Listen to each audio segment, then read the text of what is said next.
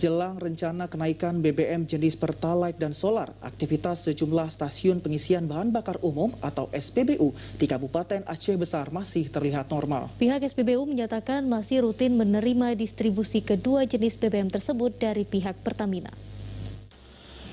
Masih normalnya aktivitas pengendara yang ingin mendapatkan bahan bakar terlihat di SPBU Anegalung, Kecamatan Sukamakmur, Aceh Besar.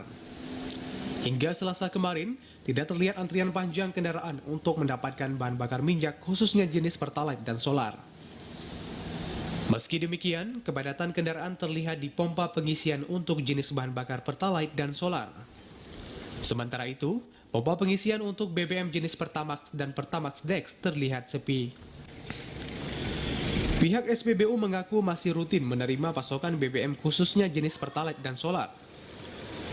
Adapun jumlah pasokan yang diterima sebesar 16.000 liter untuk kedua jenis BBM baik Pertalite maupun Solar. Persediaan di SPBU Anegalung masih normal, tidak terpengaruh ya. Jadi berapa diantar sesuai sama yang dikasih Pertamina terpenuhi dengan baik ya. Kuota sekarang ini biasanya untuk Solar 16 dan Pertalite 16. Artinya jelang rencana pemerintah menaikkan ini tidak ada penurunan kuota ataupun penambahan? Tidak ada. Normal ya, 16.000 liter. Tingginya permintaan membuat alokasi yang diberikan tidak mencukupi kebutuhan Pertalite dan Solar di SPBU Anegalung yang mencapai 24 hingga 26.000 liter per hari. Ada Solar? Ini berarti baru dapat ngisi Bang ya? Abang terakhir ngisi di mana kemarin? Tadi pagi di apa? Di Biren. Di Biren ya? Ini mau berangkat ke Biren lagi? Ini enggak terbaca. Pemerintah berencana akan menaikkan harga BBM jenis Pertalite dan Solar pada pekan ini.